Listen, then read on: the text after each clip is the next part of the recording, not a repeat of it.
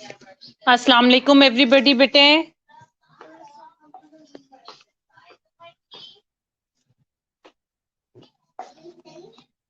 मेरी आवाज आ रही है? वालेकुम अस्सलाम। बेटे मेरी आवाज आ रही है आपको?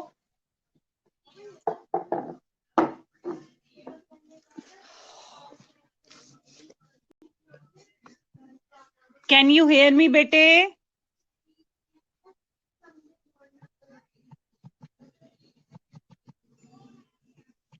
Okay great. लास्ट टाइम जो मैंने कवर करवाया था बेटे, उसमें किसी चीज में कोई प्रॉब्लम हो? बेंजोडाइजेपीन्स वाले सेडेटिव्स एंड हिप्नोटिक्स का जो चैप्टर मैं करवा रही थी बेटे, कोई प्रॉब्लम, कोई क्वेश्चन है तो you can ask me here. अगर नहीं है तो हम अगली क्लास स्टार्ट करते हैं।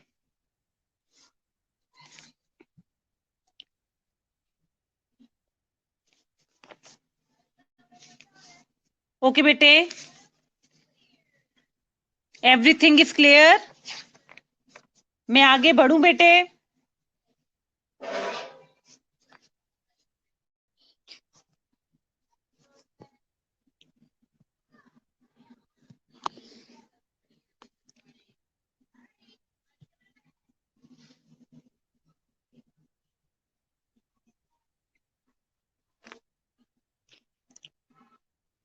ओके बेटे, अगली क्लास से बेटे मैं स्टार्ट करवाने लगी हूँ मोनोअमीन ऑक्सीडेज इनहिबिटर्स। बेटे मोनोअमीन ऑक्सीडेज एंजाइम का नाम है। ये वो एंजाइम है जो मोनोअमीन्स की मेटाबॉलिज्म करवाता है।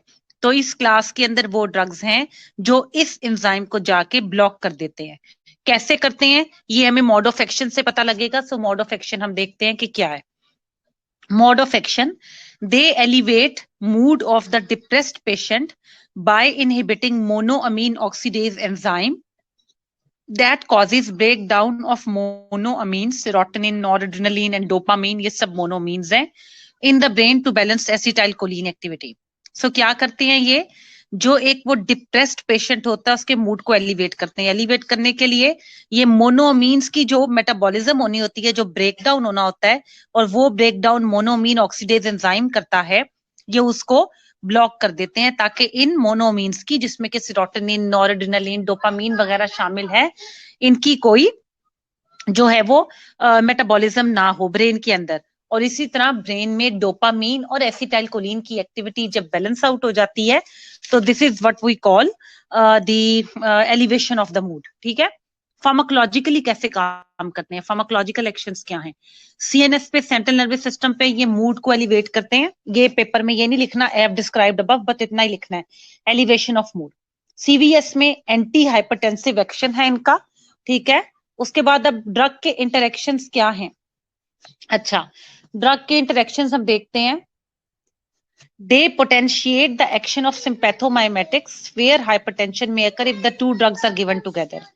ये क्या करते हैं कि जो सिंपैथोमाइमेटिक, बेटे सिंपैथोमाइमेटिक ऐसी ड्रग्स होती हैं जो सिंपैथेटिक सिस्टम की एक्टिविटी को मिमिक करती हैं। मिमिक का मतलब है कॉपी करना, इसलिए हम इन्हें कहते हैं सिंपैथोमाइमेटिक। ऐसी ड्रग्स हैं जो सिंपैथेटिक सिस्टम की एक्टिविटी को मिमिक करती हैं। हर सिस्टम का एक न्यूरोट्रांसमीटर है। पैरासिम्पैथेटिक सिस्टम का एसिटाइलकोलिन है और सिंपैथेटिक का एड्रेनालिन या नॉरएड्रेनालिन है।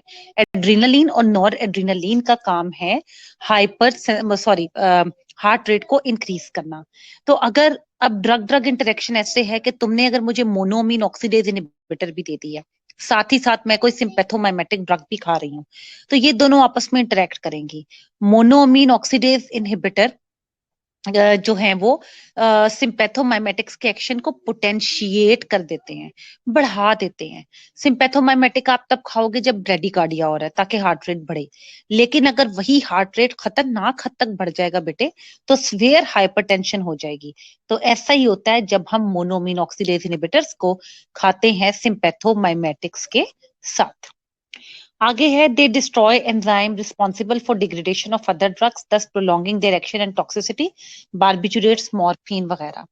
बॉडी में ऐसे एंजाइम्स जो दूसरी ड्रग्स का मेटाबॉलिज्म करते हैं, यानी जब दूसरी ड्रग्स ने अपना काम कर दिया तो बस अब बॉडी से एलिमिनेट हो जाए, ये उन एंजाइम्स को डिस्ट्रॉय कर देते हैं इस तरह एक्शन और टॉक्सिसिटी प्रोलॉन्ग हो जाती है उन ड्रग्स की, क्योंकि जब उनकी डिस्ट्रक्शन नहीं होती, मेटाबॉलिज्म नहीं होती, तो वो बॉडी में ज्यादा देर के लिए रहती हैं, ज्यादा देर के लिए रहती हैं, तो उनका एक्शन और टॉक्सिसिटी प्रोलॉन्ग हो जाती है। ऐसी कौन सी ड्रग्स हैं जिनकी के ज्यादा देर से रहने से टॉक्सिसिटी हो सकती है? वो है बार्बिचुरेट्स। तुमने ऑलरेडी ये बार्बिचुरेट्स मेरे साथ पढ़ा हुआ है कि उसके कितने सीवियर साइड इफेक्ट्स हैं, तभी तो उसको बेंजोडाइजेपिन ने रिप्लेस कर दिया है। वो नॉर्मल डोज में अगर इतना कुछ कर सकती है, तो अगर खुद सोचो खतरनाक हद तक बॉडी में या ब्लड में मौजूद होगी तो क्या करेगी? Then morphine. ठीक है, morphine you also know is a schedule 2 drug, और ये हम ऑब्वियसली पोस्ट ऑपरेटिव ऑपरेशन में विसरल पेन के लिए लेते हैं। उसके बाद बेटे they antagonise the hypotensive effect of guanethidine and bethanidine. मैंने पहले भी बताया, बिथेनिडीन की स्पेलिंग ठीक कर लेना, बी के बाद ए आ रहा है, बी के बाद ए नहीं है, ई है। और गोनेथिडीन के भी खराब हैं, जी ए यू नहीं है, जी यू ए एन आई, गोनेथिडीन। आगे जाके भी ये सीबीएस के चैप्टर में पूरी पूरी ड्रग्स भी आएंगी, तो वहां तुम्हें और चैप्टर स्पेलिंग्स क्लियर हो जाएंगे, पर यहाँ भी ठीक कर लो। ठीक है, अगर कभी कोई स्पेलिंग ना मिले तो you can always Google it, you should know to use Google at the right time. अच्छा, गोनेथिडीन और बेथेनिडीन ऐसी ड्रग्स हैं जो कि हम हाइपरटेंशन को ट्रीट करने के लिए देते हैं, और मैंने पहले भी बताया था ये सेंट्रली एक्टिंग हाइपरटेंसिव ड्रग्स हैं। हम उन सब ड्रग्स को सेंट्रली एक्टिंग कहते हैं जो डायरेक्टली सीएनएस पे जाके अपना इफेक्ट करती हैं, तो ये सेंट्रली एक्टिंग है। और जो तुम अभी मेरे साथ ड्रग पढ़ रहे हो सेडेटिव्स एंड हिप्नोटिक्स, वो भी सेंट्रली एक्टिंग है। तो इसका मतलब है जब हम सॉरी एंटी डिप्रेसेंट्स पढ़े हो, एंटी डिप्रेसेंट्स भी सीएनएस पे काम करती हैं। अब जब दो ऐसी ड्रग्स हैं जो सीएनएस पे जाके इफेक्ट करेंगी, तो इसका मतलब है उनमें ड्रग ड्रग इंटरेक्शन होगा। यानी जो हम गोनेथिडीन और बेथेनिडीन खाते हैं हार्ट रेट को या हाई ब्लड प्रेशर को, हाइपरटेंसिव इफेक्ट को ट्रीट करने के लिए, हाइपरटेंसिव का अपोजिट हाइपोटेंसिव होगा ना, तो वो दोनों ड्रग्स ये करती हैं। लेकिन अगर इसके साथ में ये ड्रग्स खाऊंगी और साथ ही साथ में मोनोमीन ऑक्सीडेज इनहिबिटर्स खाऊंगी, तो इनका हाइपोटेंसिव इफेक्ट जो है वो एंटेगोनाइज हो जाएगा। अच्छा, आगे है बेटे, monoamine oxidase inhibitors can interact with food containing high tyrosine content, tyrosine या tyramine, such as cheese, beer, and chicken liver. The high concentration of tyramine absorbed from these foods cannot undergo oxidative deamination due to enzyme inhibition. This tyramine, tyrosine एक ही चीज है, ठीक है, can therefore induce the release of large amounts of stored catecholamines from nerve terminals, which precipitates hypertensive crisis. यहाँ पर वो ये कह रहा है कि अगर मोनोमीन ऑक्सीडेज इनहिबिटर की ड्रग खा रहे हैं, तो हमें ऐसा खाना, या ड्रग फूड इंटरेक्शन हो रहा है यहाँ पे, ड्रग ड्रग नहीं, अब ड्रग फूड इंटरेक्शन है, ऐसा खाना या ऐसी चीजें ना खाई जाएं जिसमें टायरोसिन या टायरामीन का हाई कंटेंट हो। ऐसी कौन सी चीजें? चिकन लिवर, बेयर, चीज वगैरह। ठीक है, क्योंकि ये जब हाई कंसंट्रेशन जो टायरामीन की होती है ना, ये एब्जॉर्ब हो जाती है इन फूड से। जब इसकी प्रेजेंस में ज्यादा हाई कंसंट्रेशन इन फूड की जब एब्जॉर्ब हो जाती है, मोर देन एनफ, तो क्या होता है, the foods they can sorry cannot undergo oxidative deamination. तो फिर इसका मतलब है इनकी एक डीएमिनेशन, डी का मतलब रिमूव करना, एमिनेशन का मतलब एमीन ग्रुप, NH2 ग्रुप को। तो एंजाइम इनहिबिशन की वजह से इनकी डी एमिनेशन होनी होती है। जब मैं उस एंजाइम को इनहिबिट कर दूंगी मोनोमीन लेके, तो अब इन ड्रग्स, इन फूड्स की डीएमिनेशन नहीं होगी।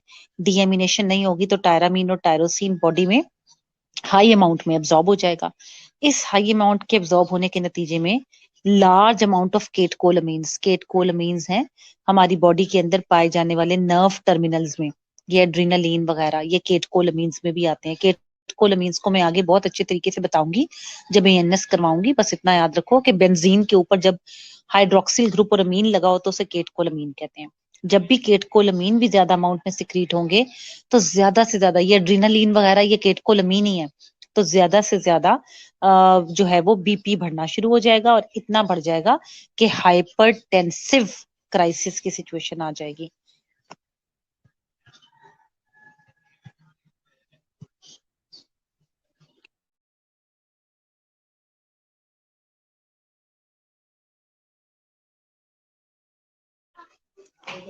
आगे है साइड इफेक्ट। साइड इफेक्ट्स में है पोस्चरल हाइपोटेंशन, ठीक है, impotence, sweating, difficulty in micturition, irritability, GIT upset, optic nerve damage, jaundice, convulsion, and leukopenia. Hypertensive crisis when used along food containing tyrosine. वही जो इसके मैंने ऊपर तुम्हें सारे फार्माकोलॉजिकल इफेक्ट्स पढ़ाए हैं वो यहाँ पर इसके साइड इफेक्ट्स हो जाएंगे। इसमें कोई भी ऐसा साइड इफेक्ट नहीं है जो मुझे एक्सप्लेन करना पड़े, इसलिए I will use it, leave it over here like that. अब इंडिकेशंस है, हमने कहाँ कहाँ इसको यूज करना है।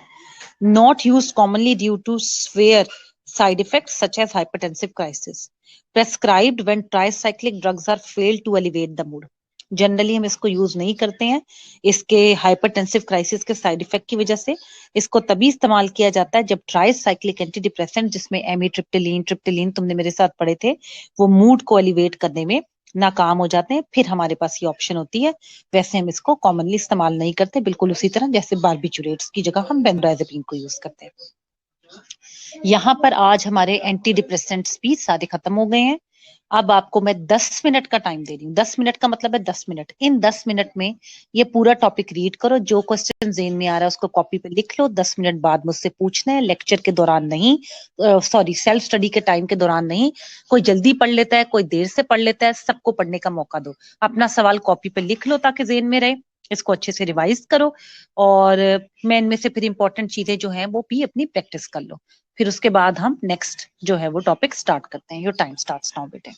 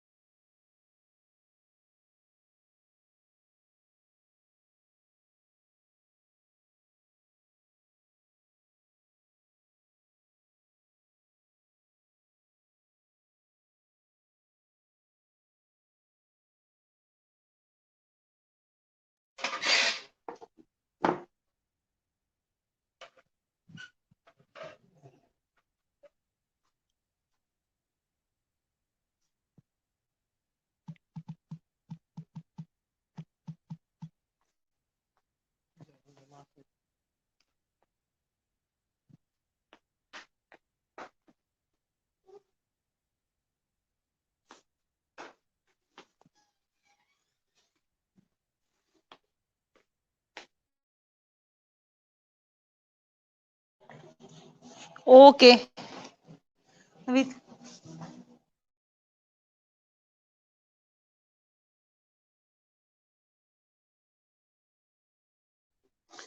okay, now I'm going to move to the next class.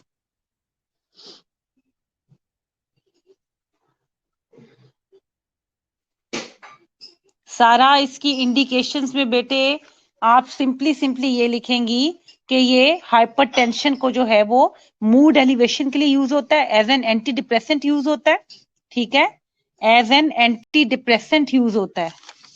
बस इसकी इंडिकेशंस में आपने यही लिखना है, used as an antidepressant because it causes elevation of mood, और साथ ही आपने लिखना है it has antihypertensive effect. ये है इसकी सारी indications, antihypertensive effect and used as an antidepressant because it causes mood elevation, ये दो आएंगी। नेक्स्ट क्लास पे जा रही हूं मैं, एनालेप्टिक्स।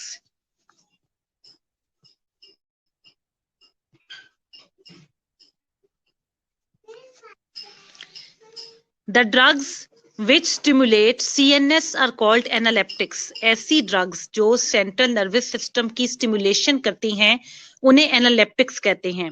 ये फर्दर डिवाइड होती हैं 3 ग्रुप्स में according to their site of action.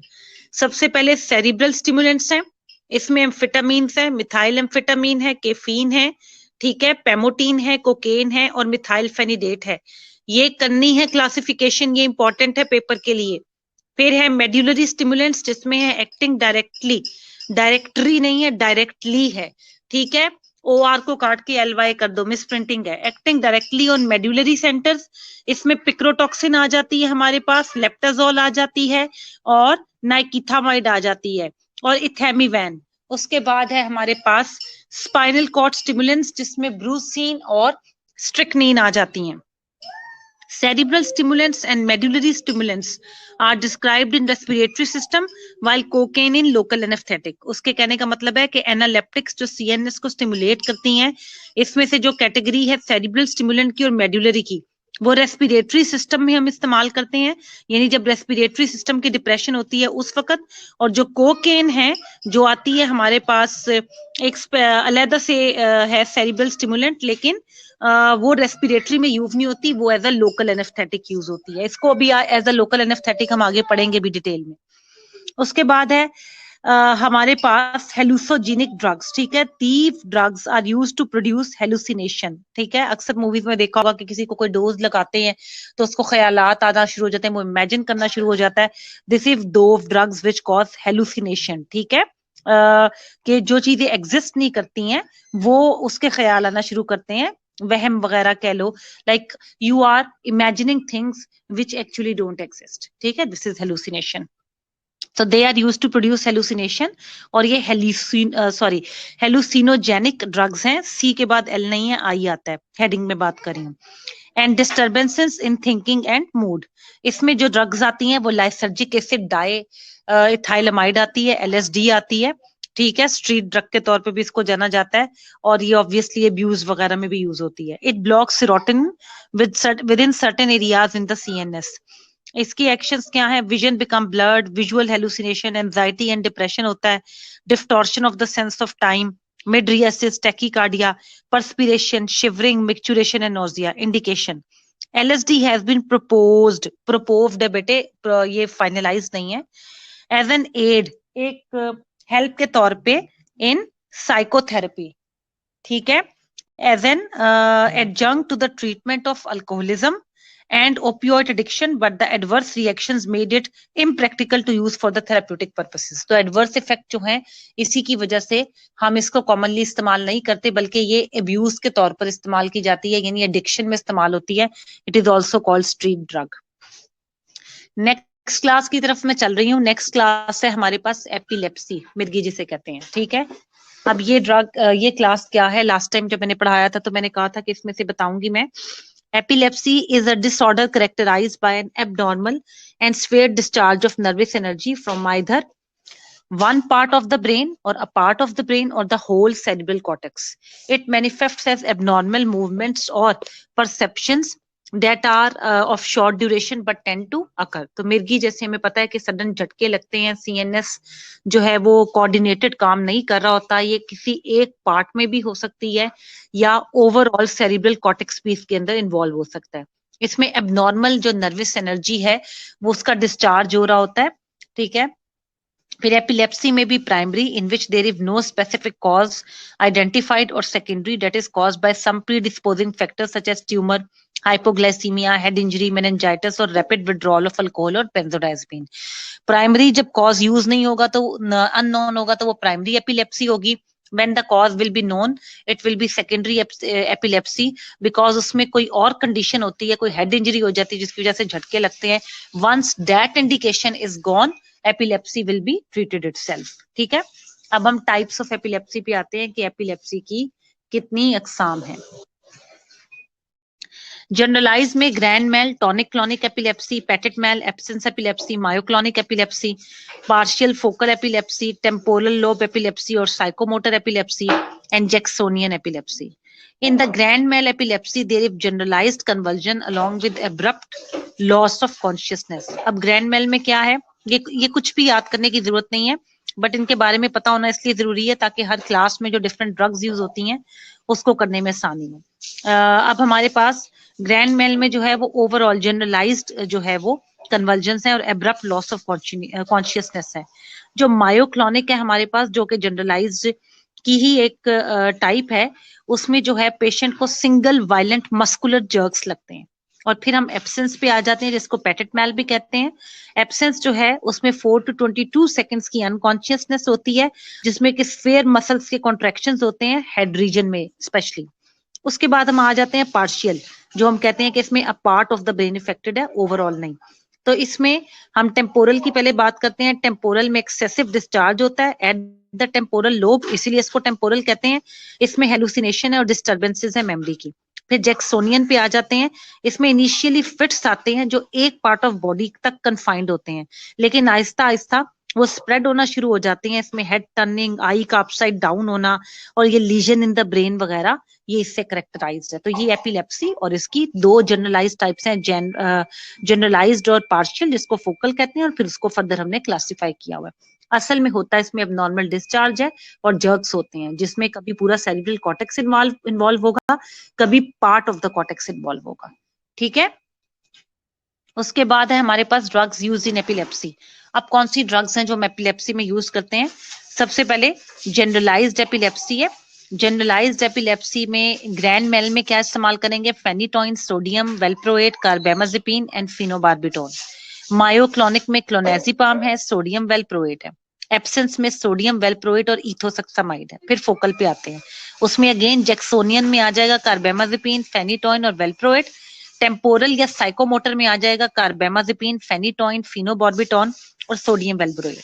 फिर एक कंडीशन होती है स्टेटस एपिलेप्टिकस की. जैसे स्टेटस एस्थमेटिकस होता है वैसे स्टेटस एपिलेप्टिकस. इसका मतलब है एक एपिलेप्सी के अटैक से अभी आप रिकवर नहीं हुए होते, स्टेबल नहीं हुए होते कि एक और झटका आ जाता है. It is sometime fatal. इसमें हम डायजेपाम यूज करते हैं जो कि बेंजोडायजेपिन है. फेनिटोइन आ जाती है हमारे पास, थियोपेंटोन और फिनोबार्बिटोन. ये तुमने मेरे साथ पढ़ी थी बारबिचुरेट की टाइप्स के अंदर भी, वहां भी लिखा हुआ था कि हम इसको इस्तेमाल करते हैं. अब अभी तक मैंने एनालेप्टिक्स से लेकर ये क्लासिफिकेशन तक जितना पढ़ाया है इसको रीड आउट करो और फिर उसके बाद में आगे फेनिटोइन स्टार्ट करवाती हूँ. Your time starts now, you have like 6 to 7 minutes for it. अब मैं इससे 4 बजे ऑफलाइन होके दूसरे वाले टाइमिंग स्लॉट से ऑनलाइन होंगी, तो फिर उसको तुम सब्सक्राइब वो सॉरी उससे ऑनलाइन भी हो जाना. ओके बेटे, अल्लाह हाफिज.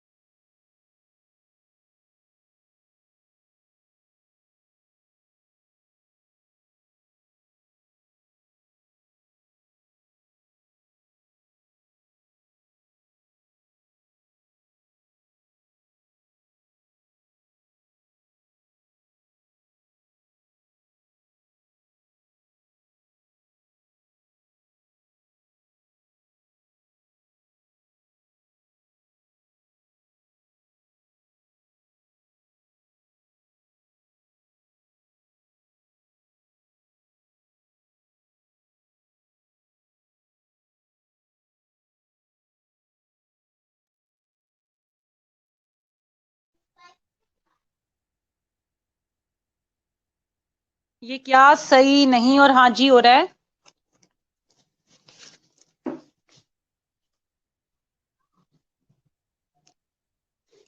क्या हुआ है सना तुम्हारा?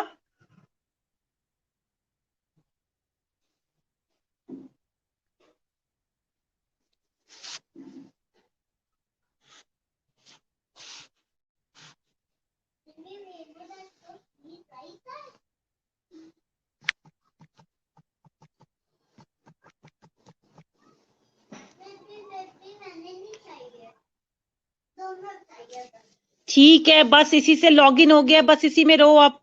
जितना मैंने बताया था वो हो गया है। चलो अब आगे चलें, हम अपनी पहली ड्रग शुरू करें, विच इज फेनिटॉइन। फेनिटॉइन का मैकेनिज्म ऑफ एक्शन आपने यहां से नहीं करना, पोपल जई की बुक है वहां से करना है। पोपल जई की बुक का स्नैपशॉट मैं भेज रही हूं आपको ग्रुप में, आपने इसको वहां से करना है। गिव मी अ सेक, मैं ग्रुप में शेयर कर रही हूँ।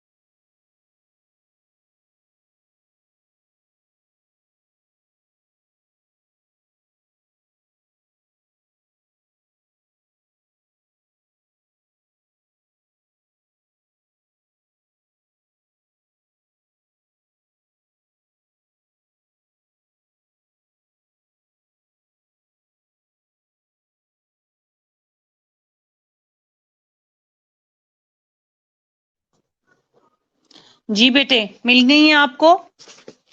फेनिटॉइन का मैकेनिज्म ऑफ एक्शन मैंने 2 स्क्रीनशॉट्स ग्रुप में शेयर किए हैं। Hope you all got it. You got it बेटे?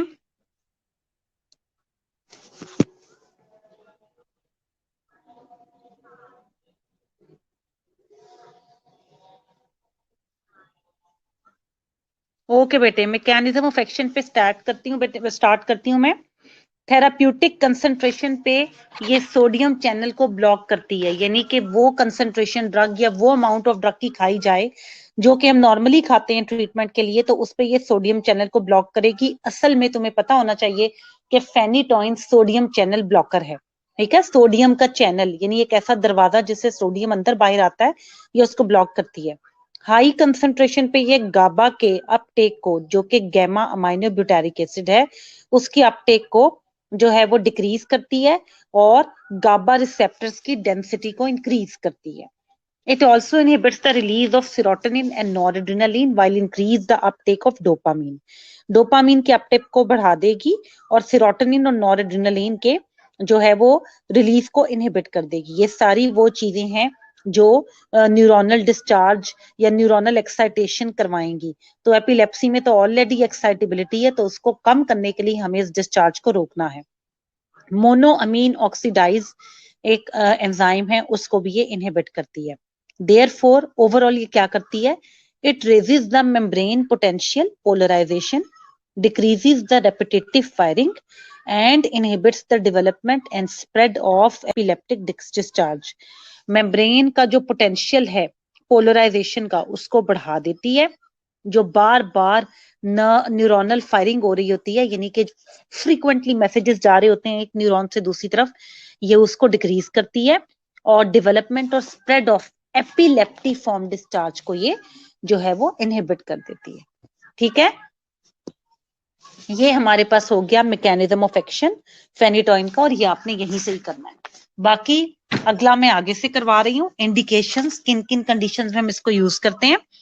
ग्रैंड मैल और all types of partial epilepsy में इसको इस्तेमाल करते हैं। स्टेटस एस्थमेटिकस, एपिलेप्टिकस नहीं है, जरा गौर करो, एस्थमेटिकस में इस्तेमाल होती है, यानी कि जब एस्थमा का अटैक एक के बाद एक होता है, एक के बाद दीगरे।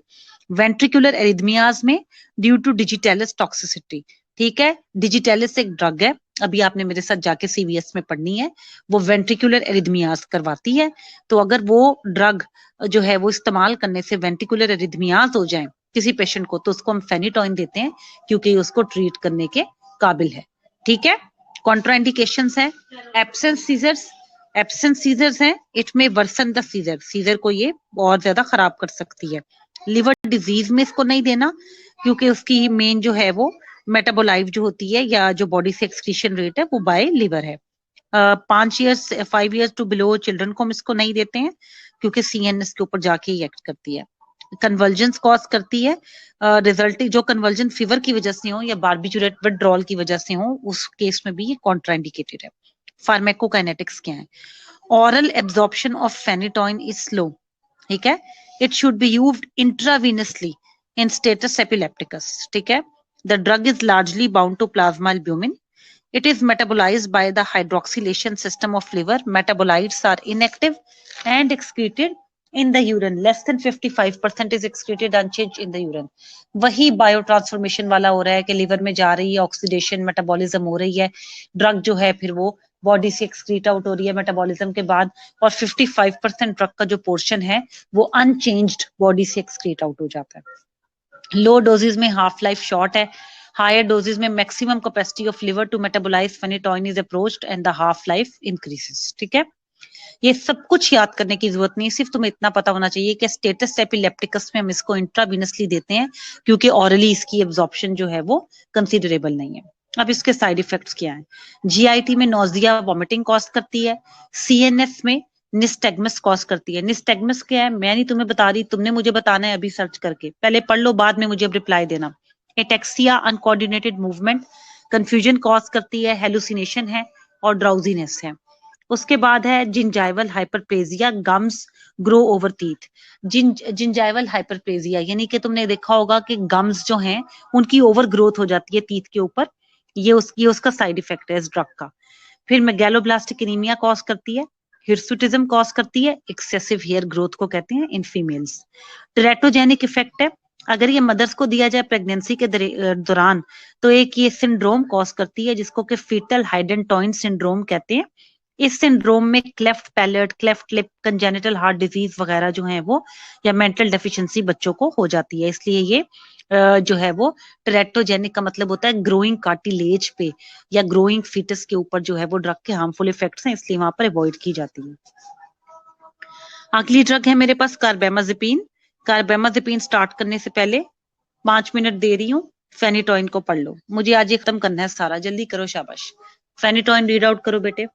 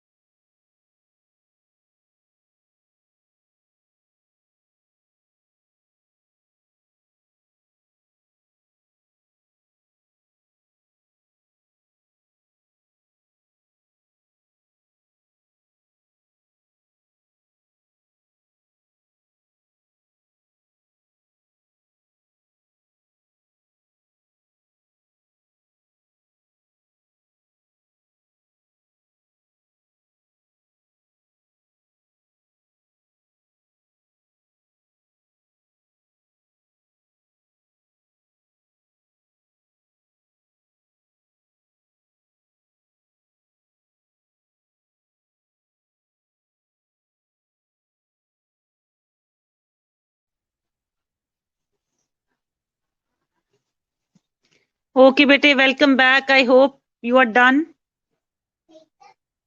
Yes, bete, nystagmus is the uncontrolled eye movement. ठीक है, जो क्विकली झपकते हैं आंख को, और आंख की मूवमेंट जो अनकंट्रोल्ड होती है उसको कहते हैं।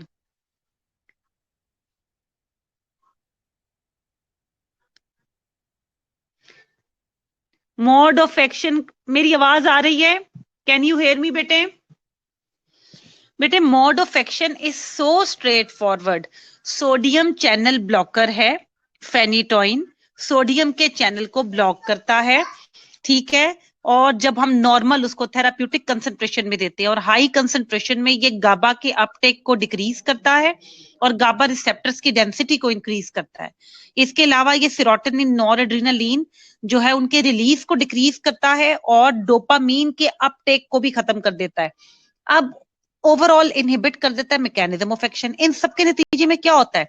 इन सबके नतीजे में ये होता है कि जो रेपिटेटिव फायरिंग हो रही होती है, यानी कि जो तेजी से न्यूरॉन्स के अगेंस्ट एक्शन पोटेंशियल जो ट्रांसफर हो रहा होता है वो ट्रांसफर नहीं हो पाता, और जिसकी वजह से जो डिस्चार्ज है एबनॉर्मल उसका स्प्रेड भी रुक जाता है, और यूं हम जो है वो एपिलेप्सी को फेनेटोइन के जरिए ट्रीट कर देते हैं, ग्रैंड मैल को और तकरीबन मोस्ट ऑफ द फॉर्म्स या all of the forms partial को।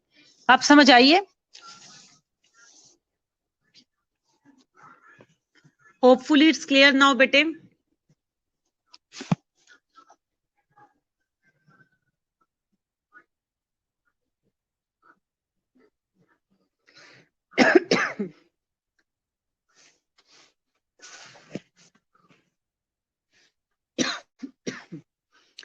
ओके बेटे, नेक्स्ट पे चल रही हूँ कार्बेमाज़ेपिन पे। कार्बेमाज़ेपिन भी एबनॉर्मल इंपल्सेस की जो प्रोपेगेशन होती है ब्रेन में उसको रोकता है, और कार्बेमाज़ेपिन भी सोडियम चैनल ब्लॉकर है फेनिटोइन की तरह, सोडियम के चैनल को ब्लॉक करता है। सोडियम के चैनल को ब्लॉक करने की वजह से जो इनसाइड और आउटसाइड मूवमेंट होती है, सोडियम कहाँ पाया जाता है? सोडियम हमेशा बाहर होता है, एक्सटर्नल होता है, और पोटेशियम इंटरनल होता है। जब भी न्यूरोनल डिस्चार्ज, जब नॉर्मल रेस्टिंग मेम्ब्रेन पोटेंशियल से एक्शन में चेंज होता है तो ये न्यूरोनल डिस्चार्ज डिस्टर्ब होता है। इसका मतलब है वो आगे पीछे जाता है, यानी कि जो चीज अंदर है वो बाहर आती है, जो बाहर है वो अंदर जाती है। और जब ये रेपिटेटिवली होगी तो हम कहेंगे जी न्यूरोनल डिस्चार्ज जो है वो एबनॉर्मल है। उसको रोकने के लिए कार्बेमाज़ेपिन जो है वो प्रोपेगेशन को ब्लॉक करती है, ठीक है। ये भी ड्रग ऑफ चॉइस है पार्शियल एपिलेप्सी में, ग्रैंड मैल एपिलेप्सी में भी इफेक्टिव है, और ट्राइजेमिनल न्यूरल्जिया, ठीक है। ये obviously trigeminal neuralgia is the type of pain that takes at the trigeminal origin, तो न्यूरॉन्स के अंदर, तो ये इसको हम कहते हैं ट्राइजेमिनल न्यूरल्जिया, उसमें भी इफेक्टिव है। क्रॉनिक पेन में यूज होती है, इन डायबिटिक न्यूरोपैथी में, और मैनिक डिप्रेसिव इलनेस के अंदर हम इसको इस्तेमाल करते हैं। फार्मेकोकाइनेटिक्स से absorb slowly following oral administration, half life वगैरह ये कुछ भी करने की जरूरत नहीं है। साइड इफेक्ट पे आ जाओ। साइड इफेक्ट्स में है हमारे पास डायप्लोपिया, ये क्या होता है तुमने बताना है। एटेक्सिया, ड्राउजीनेस और ब्लड विजन है। फिर जीआईटी, अपसेट में नोजिया, वाइट वॉमिटिंग है, हेपेटोटॉक्सिसिटी है, ए ग्रेन्युलोसाइटोसिस, ए प्लास्टिक एनीमिया और thrombocytopenia blood related side effect है। ठीक है। अब है सोडियम वेल्प्रोएट, एपीवाल जो नॉर्मली इस्तेमाल किया जाता है, इसका है एंटी एपिलेप्टिक ड्रग है जो एलिवेट कर देती है ब्रेन की concentration of the inhibitory transmitter gamma amino butyric acid by preventing its breakdown and uptake into nerve terminals. अब जो गाबा है वो इनहिबिटरी न्यूरोट्रांसमीटर है, वो नर्व के टर्मिनल्स पे उसका अपटेक हो जाना है और उसका ब्रेक डाउन हो जाना है। ये अपटेक को भी रोक देती है, ब्रेक डाउन को भी रोक देती है। इसकी वजह से गाबा का लेवल बढ़ जाता है, तो गाबा अपना इनहिबिटरी इफेक्ट करता है। याद रखो एपिलेप्सी में एक्साइटेटरी अटैक होता है, तो हमें कोई ऐसी ड्रग चाहिए जो इनहिबिटरी इफेक्ट करे, तो सोडियम वेल्प्रोएट जो कि एपीवाल के नाम से भी जानी जाती है वो आके अपना इनहिबिटरी इफेक्ट करती है। ये ऑल टाइप्स ऑफ एपिलेप्सी में इफेक्टिव है, और मायोक्लोनिक में सबसे ज्यादा मोस्ट कॉमन इसका जो है वो इफेक्टिवनेस देखी जा सकती है। इसकी फार्मेकोकाइनेटिक्स है कि ऑरल रूट से ये रैपिडली एब्जॉर्ब हो जाती है। 90% ये बिल्कुल भी बस ऑरल रूट से रैपिडली एब्जॉर्ब होती है, इट्स इनफ। एडवर्स इफेक्ट्स में है cramps, diarrhoea, drowsiness, sedation, nausea, vomiting, bleeding में प्रोलॉन्गेशन हो जाती है प्लेटलेट एग्रीगेशन में इनहिबिशन की वजह से, और थ्रोम्बोसाइटोपिनिया ये इसका एडवर्स इफेक्ट है, और हेपेटोटॉक्सिसिटी कॉज करती है। उसके बाद क्लोनेजिपाम की तरफ करते हैं, रिवोट्रिल। अक्सर लोग इंडक्शन ऑफ जो है वो नींद के लिए भी ये स्मॉल डोजेस में इस्तेमाल की जाती है। ठीक है।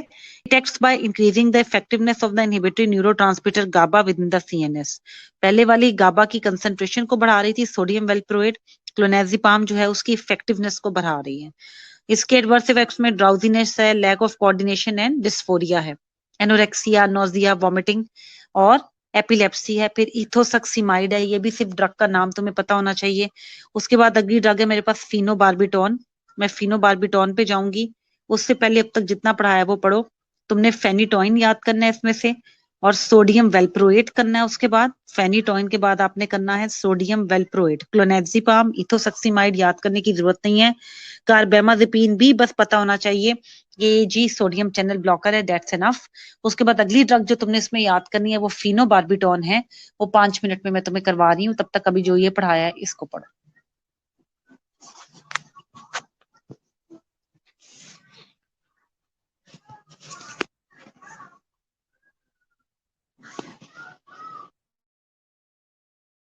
Yes Nimra, you are right. Diplopia जो है वो डबल विजन को कहते हैं।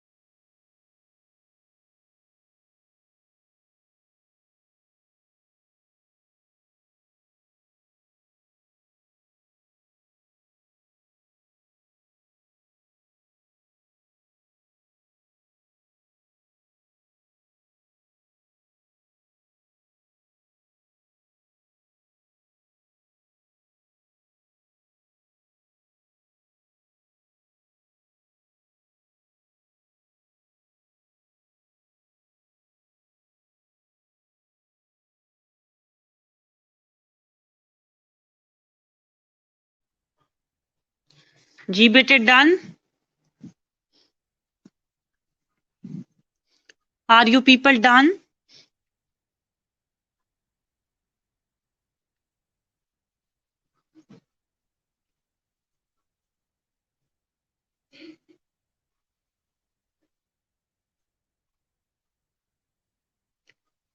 ओके, एपिलेप्सी की लास्ट ड्रग पे जा रही हूँ, विच इज फिनोबार्बिटोन। अच्छा, फिनोबार्बिटोन का मैकेनिज्म ऑफ एक्शन भी मैं पोपलजई में से शेयर करती हूँ। उससे पहले इसका हम बाकी चीजें रीड कर लें। इंडिकेशंस क्या है इसकी? टॉनिक क्लॉनिक सीजर्स में ये यूज होता है उस केस में अगर वो रिस्पॉन्ड ना कर रहा हो फेनिटोइन और डायजिपाम देने से। यानी टॉनिक क्लॉनिक सीजर को पहले हम फेनिटोइन और डायजिपाम दे के देखते हैं। अगर वहां पर कोई हमें जो है वो रिस्पॉन्स नजर ना आए तो फिर हम फिनोबार्बिटोन की तरफ जाते हैं। Recurrent seizures in children including febrile seizures, ठीक है, जो बार बार बच्चों में सीजर्स की कैफियत होती है उसके अंदर ये यूज करते हैं। सेडेटिव्स और एंजियोलिटिक के तौर पर यूज करते हैं। बेंजोडायजेपिन सुपीरियर है उस केस में, यू नो डैट। बार्बिटूरेट को भी पीछे छोड़ देती हैं।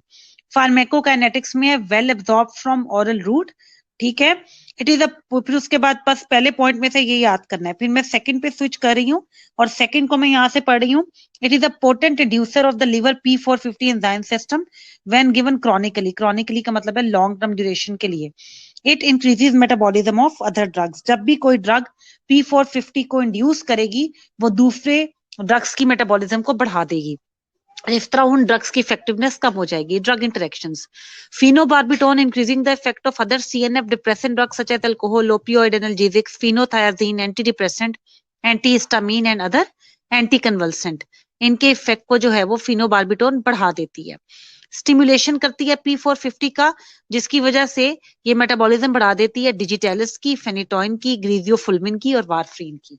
यानी ड्रग इंटरेक्शंस में फिनोटाइन कुछ ड्रग इंटरेक्शंस में जो फिनोबार्बिटोन है वो कुछ ड्रग्स की जो है वो इफेक्टिवनेस को बढ़ा देती है और कुछ ड्रग्स की इफेक्टिवनेस को कम कर देती है, क्योंकि ये P450 एंजाइम सिस्टम को इंड्यूस करती है और उनको बॉडी से एलिमिनेट कर देती है। एडवर्स इफेक्ट में वर्टिगो है, नोजिया, वर्टिगो ये डिजीनेस को कहते हैं, ड्राउजीनेस वगैरह, ये इसके सारे एडवर्स इफेक्ट्स हैं, ठीक है। Delirium, difficulty in speeching, ataxia वगैरह। और न्यू एंटी एपिलेप्टिक ड्रग्स ये करने की जरूरत नहीं है, बस यहाँ पे छोड़ दो। इसका आप मैकेनिज्म ऑफ एक्शन पोपलजई से करना है वो मैं करवाने लगी हूँ। मैं ग्रुप में शेयर करती हूँ, मुझे 1 मिनट दो बेटे।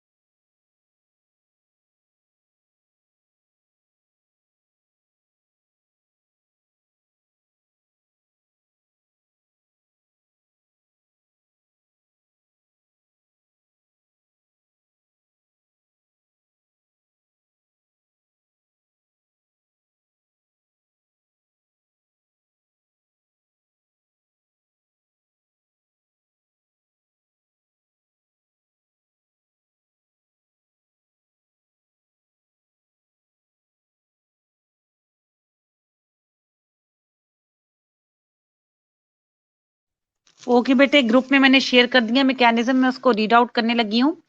जो हमारे पास फिनोबार्बिटोन है वो गाबा रिसेप्टर्स के साथ जाके कंबाइन करती है। गाबा ए लिखा हुआ है नीचे, तुम पेपर में खाली गाबा भी लिख दो तो चलेगा, ए लिखने की जरूरत नहीं है। गाबा ए, गाबा बी रिसेप्टर की टाइप से फर्दर वो आपको करने की जरूरत नहीं है, तुम खाली गाबा मेंशन कर देना। And prolongs the duration of chloride channel opening, ज्यादा देर के लिए क्लोराइड चैनल जो है वो खुले रहेंगे, ठीक है। ब्लॉक्स करती है सोडियम को and in high concentration block calcium channels, ठीक है। और ऑल्सो ब्लॉक्स ग्लूटामेट, ग्लूटामेट भी हमारे पास जो है वो ग्लूटामिक एसिड जो है अमाइनो एसिड है उसको भी ये ब्लॉक करती है। ओवरऑल क्या होती है, Thus, it diminishes the excitatory transmitter and enhances the inhibitory transmission, suppressing the repetitive neuronal fiber. वही excitation को depress कर देती है और जो है वो inhibitory neurotransmitter की activity को बढ़ा देती है, जिसकी वजह से overall जो neuronal repetitive firing है वो depress हो जाती है। यहाँ पर एंटी एपिलेप्टिक्स भी खत्म हो गए हैं।